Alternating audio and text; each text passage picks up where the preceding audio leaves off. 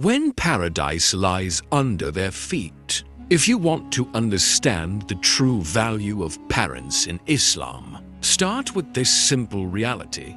Your mother and father are not just family. They are your gateway to Jannah. And yet, we only realize their worth when time has already slipped through our fingers. There's a moment in every person's life when they look back and say, "I wish I had listened more, served more, hugged them more."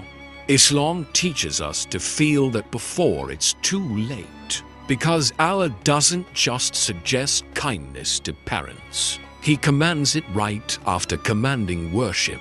Think about that. Out of all the obligations, out of all the forms of goodness in this world, Allah places parents immediately after Himself. That alone tells you how sacred they are. But let's start with something deeper, something personal. Picture this.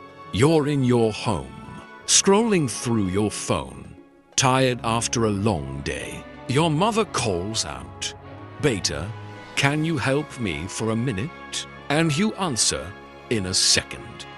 But that second stretches into hours, maybe days, until you forget why she called in the first place. Islam wants you to pause right there, because every time you delay responding to them, you miss a chance to earn a reward that angels write instantly. When you speak softly to them, angels raise your ranks. When you sit beside them, even without talking, Allah showers mercy upon you. And when you hurt them even with a single harsh word, you break something inside yourself, something that may take years to repair. There's a powerful story scholars narrate. A righteous young man carried his mother on his shoulders through the burning sands of Arabia during Hajj. Every step was painful, every breath heavy. He asked a scholar, "Have I fulfilled my mother's rights?" The scholar looked at him and said, "Not even for one contraction she suffered when giving birth to you." Imagine that. One moment of her pain equals more than all his sacrifices combined. This is why Islam doesn't treat parents as a duty. It treats them as a lifelong honor. Serving them is not a burden. It's a privilege millions lose every year when their parents leave this world forever. Silent sacrifices you never saw. When you think of your parents, you often remember the moments you saw, the meals they cooked, the clothes they bought, the advice they gave. But the truth is, their real sacrifices are the ones you never witnessed, the ones they made quietly, without telling you, without expecting anything in return. Islam teaches us to recognize even those hidden sacrifices. Think back to your childhood.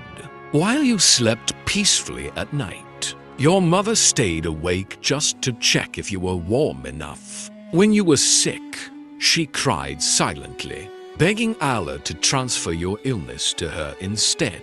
You never saw that moment. You never saw her whisper, "Ya Allah, basmir bache ko thik kada." Your father, too, carried a weight you never understood. He worried about bills, rent, school fees, and your future.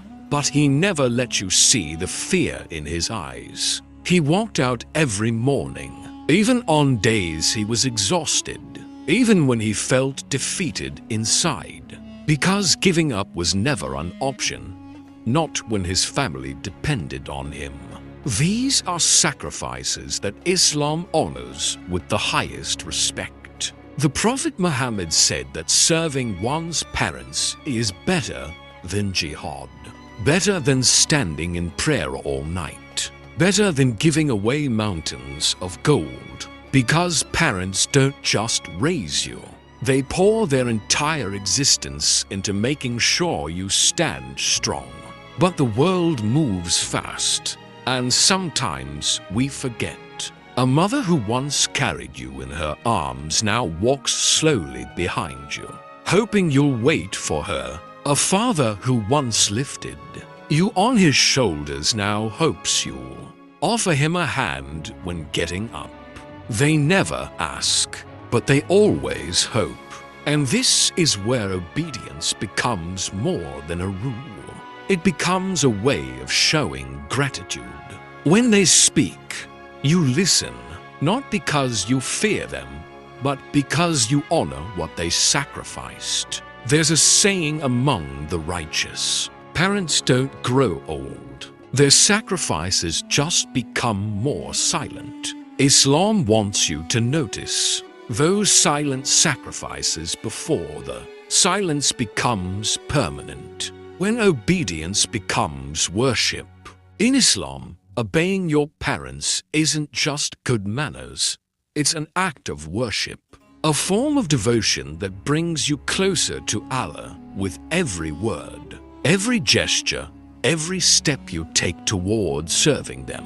But obedience in Islam isn't blind. It's tender, respectful, and filled with humility. Think about the way Allah teaches us to speak to them.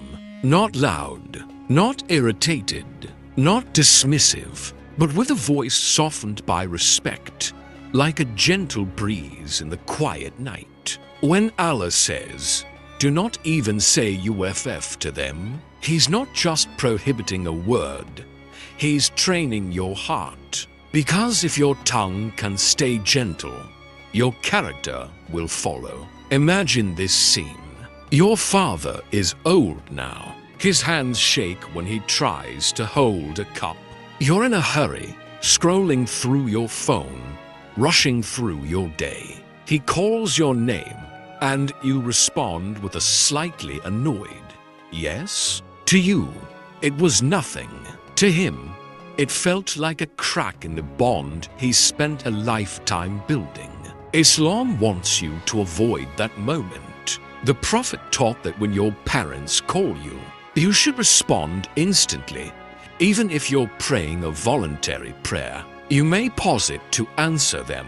That's how high their status is. There's a story of a young man named Al-Qarni, a righteous worshipper, known for praying all night. But when he disrespected his mother with harsh words, even his good deeds couldn't help him. His tongue felt heavy. His heart felt blocked. It was only when he apologized to his mother, seeking her forgiveness, that peace returned to him. Why? Because in Islam, a mother's dua can lift you higher than mountains, and her displeasure can bring your world crashing down. Obedience to parents shapes your character. It teaches you patience when they repeat something for the 10th time. It teaches you compassion when they forget things they once remembered so easily. And it teaches you gratitude, because the people who once guided your steps now need you to guide theirs. When you obey them sincerely, with a pure heart, you're not only honoring your parents, you're honoring Allah, the duas that shape your destiny. One of the greatest gifts Allah ever gave a human being is the dua of their parents. It's a blessing that can change your future, protect you from harm, open doors you didn't even know existed, and lift you to heights you could never reach on your own. Most people don't realize how powerful a parent's prayer really is. Your mother's whispered dua when you leave the house. Your father's silent prayer as he watches you succeed. These aren't just emotional moments. They are divine forces moving with you everywhere you go. Islam makes this clear. The dua of a parent for their child is never rejected. It rises straight to the heavens. There's a story of 3 men trapped in a cave by a huge rock. Each one made dua through a good deed they did only for Allah. One of them said, "Ya Allah, I once brought milk for my elderly parents before anyone else. even my own children. I stood by their bedside all night waiting for them to wake up. If I did this seeking only your pleasure, then rescue us." And the rock moved, not because of strength, not because of wealth, but because of service to parents. That's the weight of their status. Today, many people chase motivational quotes, self-help books, and success hacks, forgetting that the strongest engine behind their future might already be living in their home. A mother's dua can protect you even when you don't protect yourself. A father's dua can push blessings toward you even when your effort is small. A single "may Allah bless you" from them can do more than years of hard work. But here's the part we often ignore. A parent's curse is just as powerful. If they are hurt, if they cry because of you, if your words wound their heart, that pain rises to the heavens as well, and nothing blocks the dua of the oppressed, especially when that oppressed person is your mother or father. This is why Islam urges you to guard their hearts like treasure, because they hold the key to yours. If you want success, seek their prayers. If you want peace, seek their happiness. If you want blessings that follow you for life, serve them even in the smallest ways. Their duas can shape your destiny. When heaven waits at your door, there's a hadith that shakes the heart. May he be humiliated, the one who finds his parents in old age and still does not enter Jannah. It's a powerful reminder that when your parents grow old, heaven literally comes to your doorstep. Their aging isn't just a test of patience. It's a divine opportunity, a mercy disguised as responsibility. Old age changes parents in ways we don't always notice. Your father, who once lifted you effortlessly, may now struggle to stand up. Your mother, who once remembered every detail of your life, may repeat the same story 3 times in a day. Some children get irritated. Some become distant. Some forget that the people who now walk slowly once ran for them without complaint. But Islam teaches the opposite. It teaches you that when your parents become weak, you must become their strength. A beautiful story is told about a companion who carried his elderly mother on his back and performed tawaf around the Kaaba. People watched, amazed by his love and effort. He asked Ibn Umar, "Have I paid my mother back?" Ibn Umar replied, "Not even for one tear she shed while giving birth to you." That's how priceless their sacrifices are. Caring for parents in old age isn't a burden. It's a chance to earn what millions beg for, Jannah. Every time you feed them, every time you comfort them, every time you treat them with patience, you are writing your name among the righteous. But what hurts the most is how quickly time slips away. One day, your mother calls your name and you're busy. One day, your father wants to talk and you're rushed. And then suddenly, one day, there's silence. A silence that fills the house, the heart, and the life you must now live without them. Islam wants you to act before that silence arrives. Your parents don't need luxury. They need kindness. They don't need perfection. They need respect. They don't need expensive gifts. They need your presence. If your parents are alive today, you're already blessed more than you realize. If they are elderly, you're standing on a golden bridge to paradise. Serve them well. Speak gently. Hold their hands. Because when heaven waits at your door, you don't walk away. The tears you'll regret too late. There comes a moment in every person's life when they look at an empty chair, a quiet room, or an old photograph, and they feel a pain they can't describe. It's the pain of realizing that the people who once held your entire world together are no longer here to call your name. Islam warns us about this moment long before it arrives. Because the truth is, most people appreciate their parents only after they lose them. Think about it. When your mother is alive, her voice feels ordinary. When she's gone, even her scolding becomes a treasure you'd give anything to hear again. When your father is alive, his advice seems repetitive. When he's gone, you replay every word, wishing you had listened better. There's a narration about a man who lost his mother. Every day after her death, he cried while saying, "A door of mercy has closed for me." That's the depth of what parents truly are.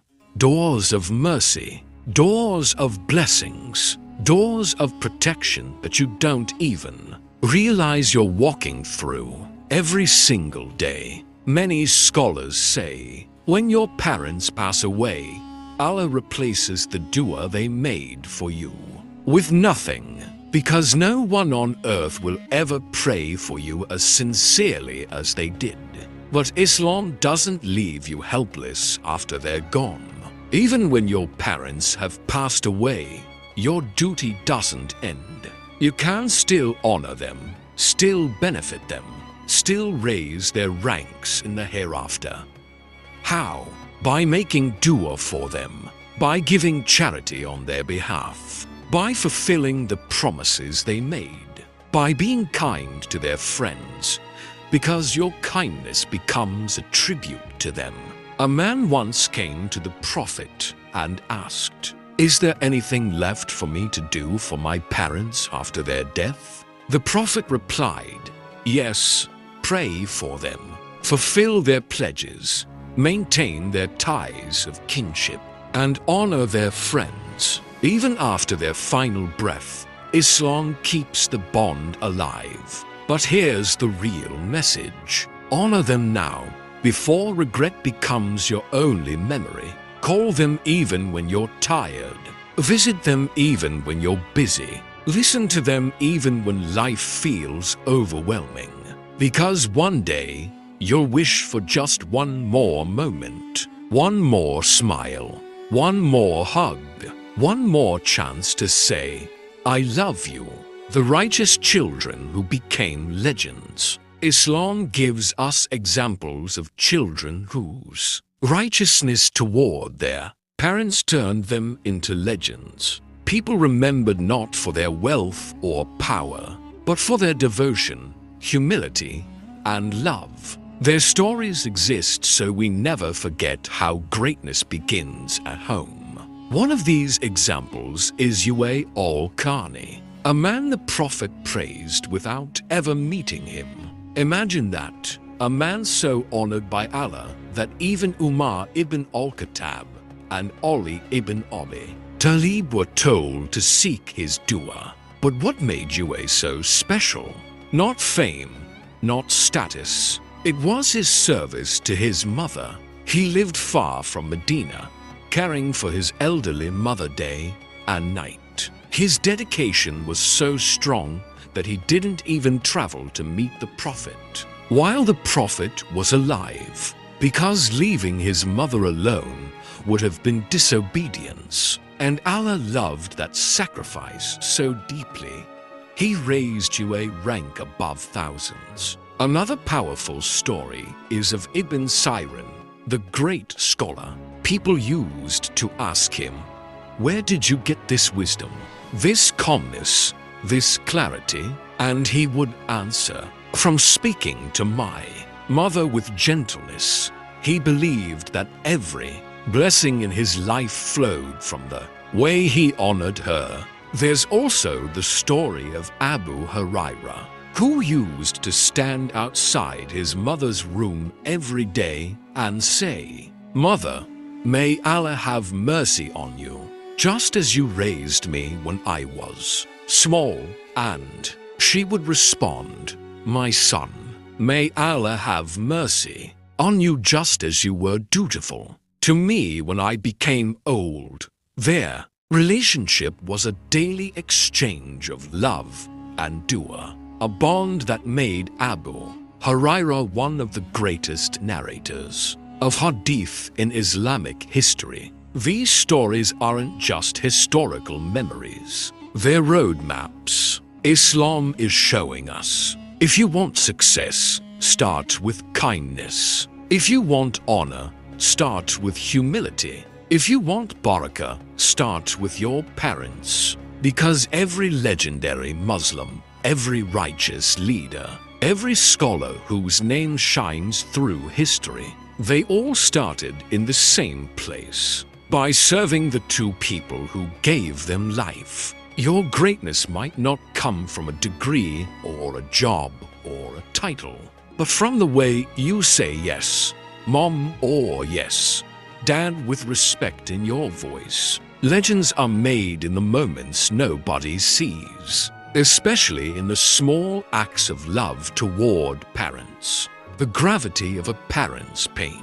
There is a special kind of heartbreak in this world. The heartbreak of a parent hurt by their own child. Islam places enormous weight on this pain, because when a parent's heart breaks, the heavens shake with it. People often fear enemies, failures, or bad luck, but they forget the one thing that can truly destroy blessings: the tears of a mother or the disappointment of a father. The Prophet warned again and again, the pleasure of Allah is in the pleasure of the father, and the displeasure of Allah is in the displeasure of the father. This isn't metaphorical, it's literal. When parents are hurt, doors of barakah close silently. Opportunities slip away without explanation.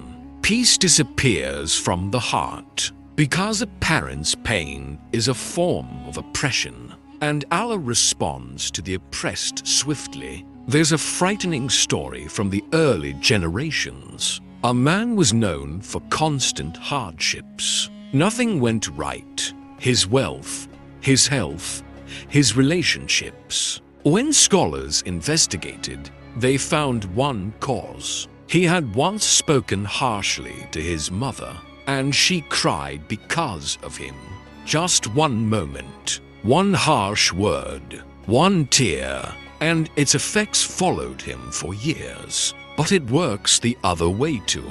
A parent's happiness can open doors you didn't even knock on. A parent's smile can bring barakah you never expected. A parent's dua can change your destiny while you're sleeping. That's why Islam teaches you to avoid anything that may hurt them. Don't interrupt them. Don't raise your voice. Don't roll your eyes. Don't argue disrespectfully. Don't walk away while they're speaking. Sometimes, even your silence can sting them if your face shows irritation. Remember this. Your parents don't measure your love by gifts or money. They measure it by respect, by how softly you speak, how attentively you listen, how sincerely you respond. And the saddest part? Most children don't realize they hurt their parents until their parents stop expressing that hurt. They stay quiet, not because they're okay, but because they love you more than they love themselves. Islam wants you to feel the gravity of that, to protect their hearts, to guard their emotions, to treat every word you say like it's being written, because it is. When you avoid hurting your parents, you're not just preserving a relationship, you're protecting your destiny, the reward behind every small act. In Islam, greatness isn't found only in big sacrifices. Sometimes, the smallest act of kindness toward your parents becomes the deed that saves you on the day of judgment. That's because Allah doesn't measure the size of the act. He measures the sincerity behind it. Think of the daily moments we overlook. Bringing your mother a glass of water, helping your father find his misplaced glasses, checking on them before you sleep, sitting beside them even without talking. These seem small, almost ordinary, but in the sight of Allah, they shine brighter than mountains of worship done without humility. One of the companions once asked the Prophet, "Is there any act more beloved to Allah than prayer or fasting?" The Prophet replied, "Yes, bringing joy to your parents. Joy, not wealth, not gifts, not grand gestures, just joy. That means a smile, a gentle tone, a warm hug, a simple 'I'm here.' In Allah's eyes, this is worship." There's a narration about a man walking with his elderly father. The father leaned heavily on him, slowing his pace. People watched and asked the son, "Do you ever get tired of this?" He smiled and said, "How can I tire of serving the man who never tired of serving me before? I could even walk." That attitude is what Islam wants to plant in every believer. Even the way you look at your parents matters. Scholars say, looking at your parents with love is an act of worship.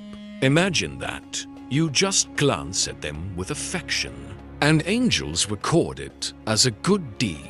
But here's the most beautiful part. The rewards don't stop when life gets busy. They don't stop when you're stressed. They don't stop when you feel overwhelmed. Every single effort you make for your parents, no matter how small, is written, multiplied, and stored for a day when you desperately need every good deed you can find. You might think you're just driving them to an appointment, or helping them sit comfortably, or listening to a story they've already told 3 times. But Allah sees it as something far greater. And on the day of judgment, when people search for their good deeds like lost coins in the sand, you'll find mountains built by the smallest acts you did for your parents. The legacy you leave behind. At the end of every journey, one truth remains. The way you treat your parents becomes the legacy you leave to your children, your community, and your own soul. Islam teaches that righteousness isn't just a moment, it's a cycle. What you give to your parents today returns to you tomorrow through your own children. If you speak harshly to your mother, don't be surprised when your child speaks to you the same way. If you neglect your father, expect neglect in your old age. If you honor them, care for them, and treat them with love, Allah will send people who honor you long after your strength fades. There's a powerful hadith. Be dutiful to your parents, and your children will be dutiful to you. It's not just wisdom, it's a spiritual law. Think about the world you're building. A world where elderly parents live alone, scrolling through old memories while their children live busy lives. A world where messages are read but not replied to, where visits are postponed, where love is assumed instead of expressed. Islam stands in front of this world and says, go back to your roots. Go back to the people who held you before the world did. Go back to the hands that fed you, the hearts that prayed for you, the arms that protected you, and most importantly, go back before the chance is gone. A man once cried at the grave of his father and said, I didn't know the true weight of my father's presence until I stood in the silence of his absence. That silence will come for all of us. And Islam teaches us to act now, so that our memories are not filled with regret, but with gratitude. Your parents are the first chapter of your story. They shaped your childhood, your character, your moral compass. And what you do for them now writes the final chapter of theirs. So honor them in their old age. Speak gently, serve them proudly, pray for them constantly. Because when your life ends, and your own children look at you with the same eyes you once had, your legacy will speak for you. Will it say you were grateful? Will it say you were kind? Will it say you fulfilled the command of Allah? That legacy begins and ends with how you treated your parents.